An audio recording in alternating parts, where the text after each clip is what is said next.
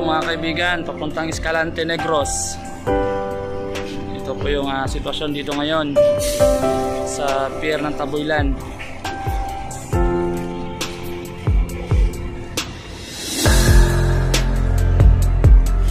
Series bus, wing van. Tuloy-tuloy po ang biyahe dito papuntang Negros, galing dito sa Taboylan Port.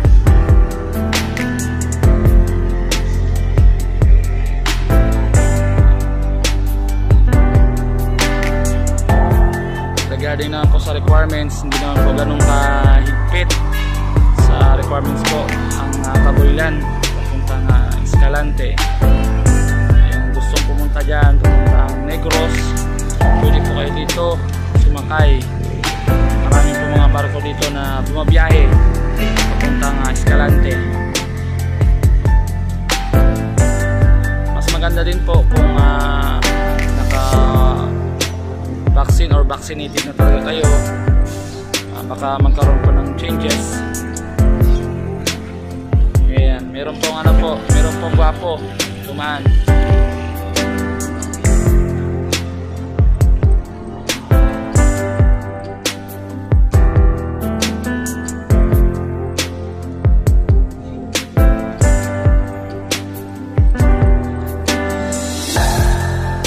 Pier po mga kaibigan.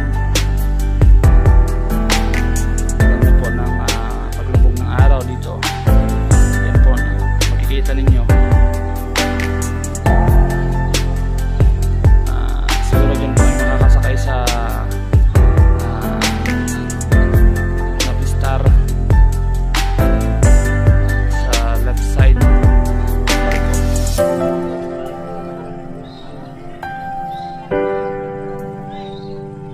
Punta pa pala kami ng Escalante Negros.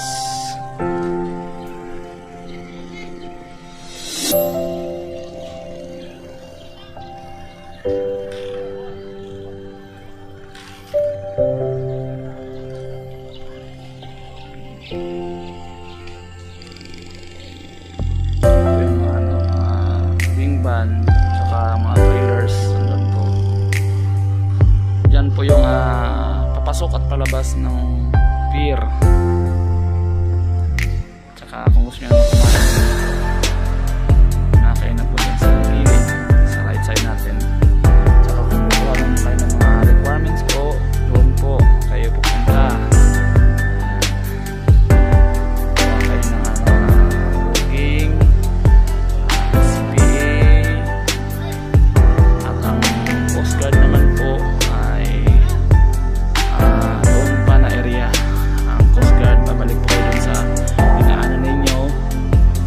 mga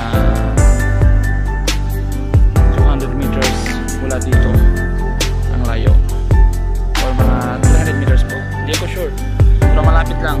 Sa may right side papapasok po kayo, yung orange po na pintura doon, na medyo malaki na building po yung Coast Guard area.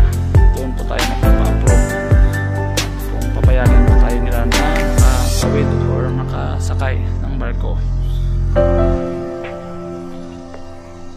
Tapos kasama din po yung sasakyan yung mabigat or lalo na mga cargos talaga, kailangan po i-timbangin daw. So meron silang tinatawag na timbang doon. So ayun po, doon kayo pupunta, yung maliit po na office doon po naman yung CPA.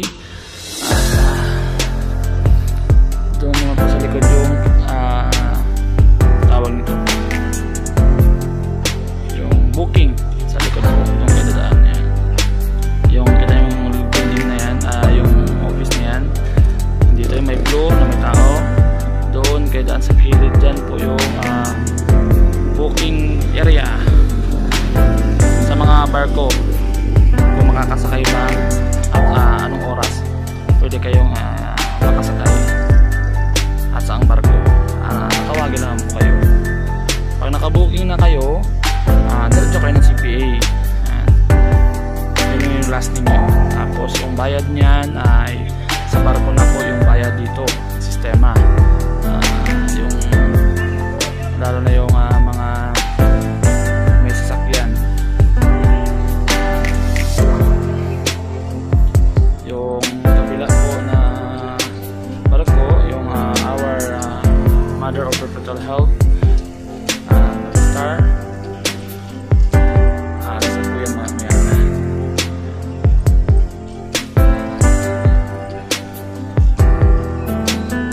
Salamat po sa mga kaibigan natin nagsusuporta dito sa ating mga ginagawang videos at travel po. Update lang po namin kayo at sana matuwa po kayo at magustuhan nyo so far yung ating mga videos sa ating YouTube.